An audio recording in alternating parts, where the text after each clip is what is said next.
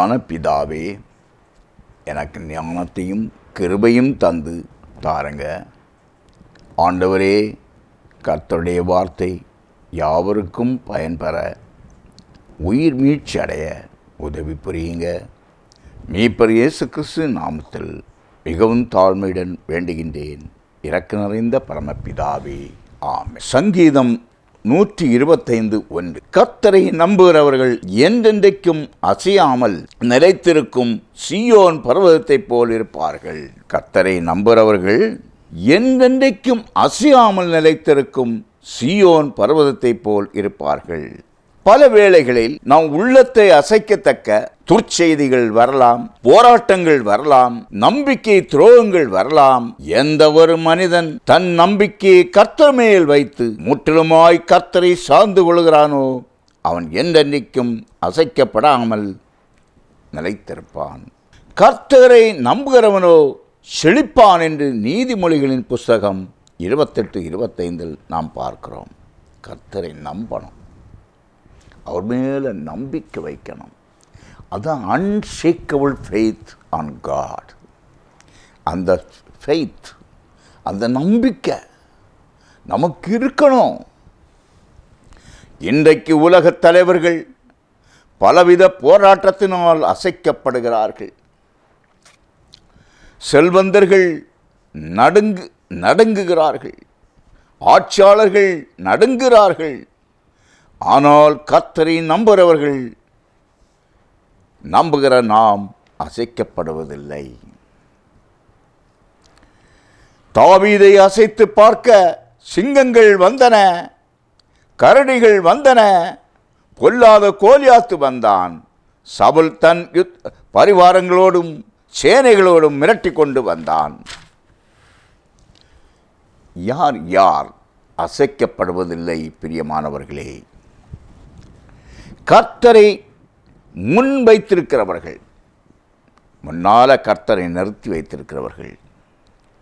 சங்கீதம் 16:8 பார்க்கும் பொழுது, கர்த்தரை எப்பொழுதும் எனக்கு முன்பாக வைத்திருக்கிறேன், அவர் என் வலது பார்சத்தில் இருக்கிறபடியால் நான் அசைக்கப்படுவதில்லை என்று தாவீது சொல்லுகிறார்.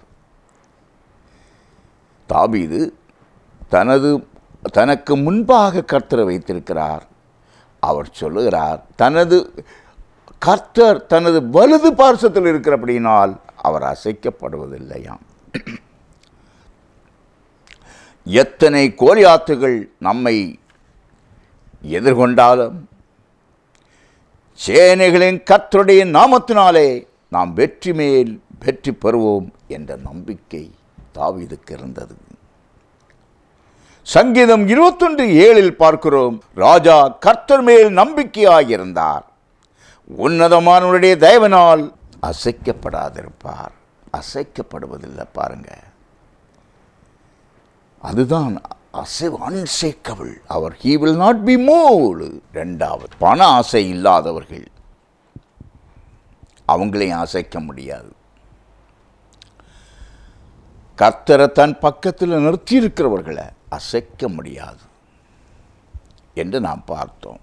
இப்பொழுது பண ஆசை இல்லாதவர்கள், அவர்களையும் நாம் அசைக்க முடியாது. தன் பணத்தை வட்டிக்கு கொடாமலும் குற்றமில்லாதவனுக்கு விரோதமாய் பரிதானம் வாங்காமலும் இருக்கிறான். இப்படி செய்கிறவன் என்றைக்கும் அசைக்கப்படுவதில்லை. சங்கீதம் 15:5 பாருங்க, தன் பணத்தை வட்டிக்கு கொடாமலும், அநியாய வட்டி கொடுக்கக்கூடாது. பணத்துக்கு ஆசைப்பட்டு அநியாய வட்டிக்கு தன் பணத்தை கொடுக்கின்றார்கள். பரிதானம் வாங்காமலும், எந்த டிபார்ட்மெண்ட்டில் போனாலும் பணம் தான். லஞ்சத்துக்கு மேலே லஞ்சம், எந்த டிபார்ட்மெண்ட்டும் விட்டு வைக்கப்படவில்லை. காசு இருந்தால்தான் ஒவ்வொரு காரியங்களும் சாதிக்கும் என்ற நிலை ஆகிவிட்டது. P1 முதல் ஆஃபீஸர்ஸ் வரையிலும். ஒருவேளை ஆஃபீஸர்ஸ் நேரடியாக வாங்காவிட்டாலும் அதற்கு மீடியேட்டர்ஸை வைத்திருப்பாங்க. இப்படி கை சுத்தம் இல்லை, மனது சுத்தம் இல்லை, கள்ளத்தனம் நிறைந்ததாக இருக்கிறது. உண்மையற்றவர்களாக காணப்படுகிறார்கள். அரசாங்கத்திற்கு உண்மையாக உழைக்கிறவர்கள் ஒரு சிலர். 100க்கு 100 அரசாங்கத்திற்கு உண்மையாக இருக்கிறவர்கள் ஒரு சிலர் தான் காணப்படுகின்றார்கள். ஆகவே பணாசை இல்லாதவர்கள் தான் வேதம் சொல்லுகிறது அவர்கள் என்றும் என்றென்றைக்கு நிலைத்திருப்பார்கள், அசைக்கப்படுவதில்லை என்று சொல்லப்பட்டிருக்கிறது. பணத்தை வட்டிக்கு கொடுப்பது ஏன்? ஏன் பணத்தை அநியாய வட்டிக்கு கொடுத்து? இன்றைக்கு எத்தனை பேர் நீங்கள் கேள்விப்பட்டிருப்பீங்க. இதுக்கு முன்னாலேயும் அப்படி தான் அதிக வட்டி கொடுப்பாங்க.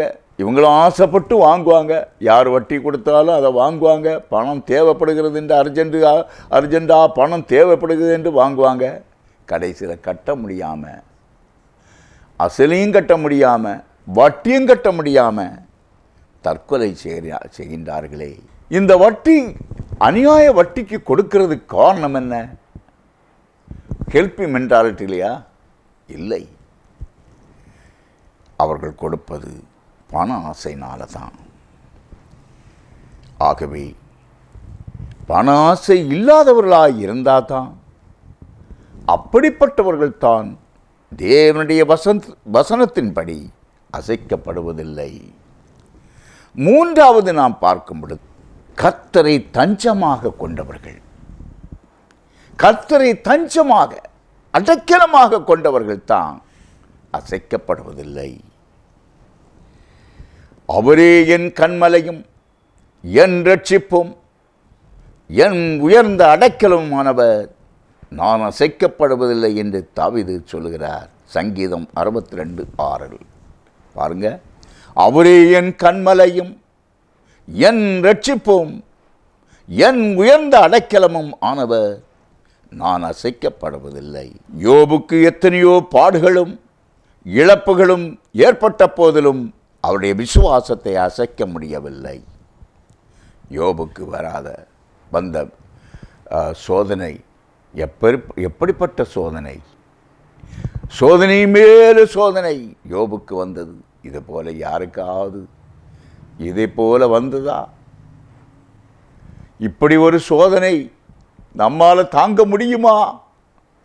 ஆனால் இந்த பக்திமான், தேவனிடத்தில் விசுவாசம் வைத்த, அசையாத நம்பிக்கை வைத்த இந்த யோபு, அந்த யோபுக்கு வந்த சோதனை பயங்கரமான சோதனை.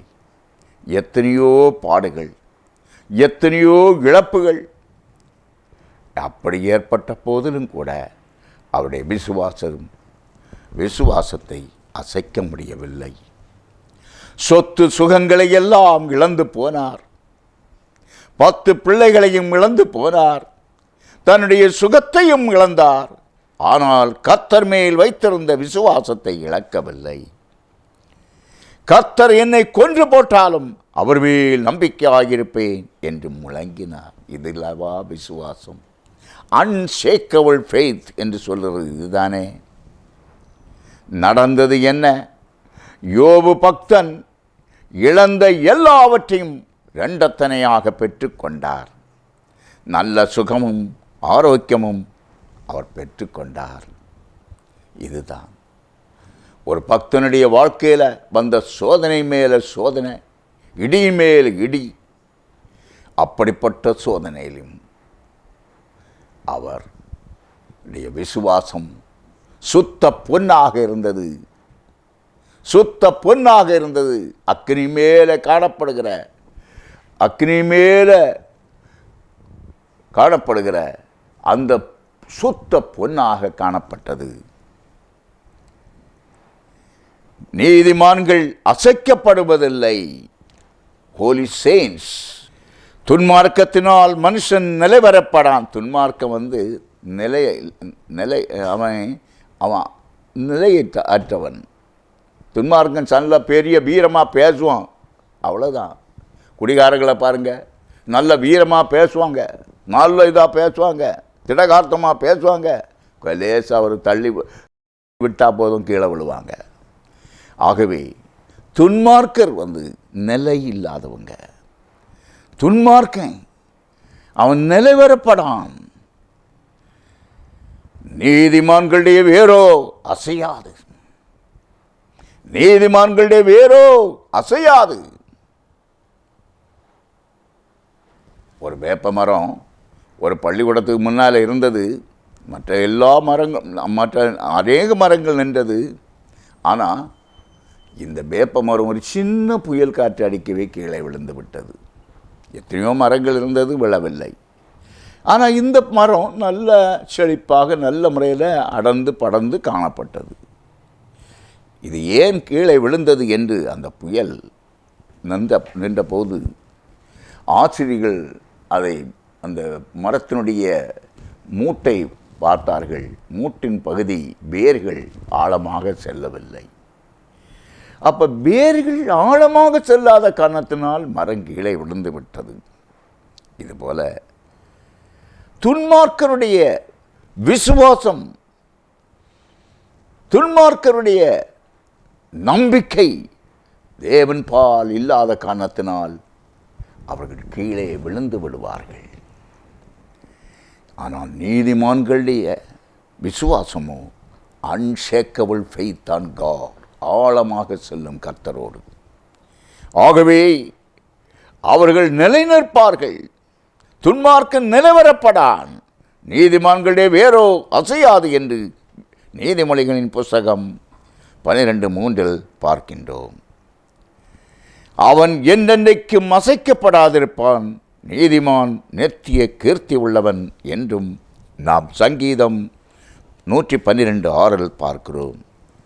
அவன் என்றென்றைக்கும் அசைக்கப்படாதிருப்பான், என்றென்றைக்கும் அசைக்கப்படாதிருப்பான். கற்பாறை மேலே கட்டின வீடை போல அவன் நிலைத்திருப்பான், அசைக்கப்படாதிருப்பான். துன்மார்க்கனுடைய வீடோ மணலின் மேல் கட்டின வீடை போல இருக்கும், அவன் அசைக்கப்பட்டு விடுவான். நீதிமான் நித்திய கீர்த்தி உள்ளவன், சங்கீதம் 112:6 பார்க்கிறோம்.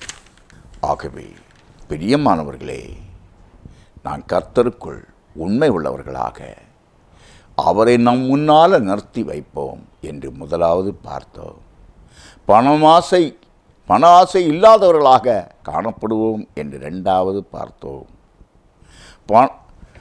மூன்றாவது அவரை தஞ்சமாக கொண்டு அவரை அவர் மேலே நம்பிக்கை வைத்து அடைக்கலமாக அவரை நாம் வைத்து அவரோடு வாழ்வோம். நான்காவது நாம் சுத்த நீதிமான்களாக பரிசுத்தவான்களாக காணப்படுவோம். கர்த்தர் தாமே நாம் ஒவ்வொருவரையும் ஆசீர்வதிப்பாராக.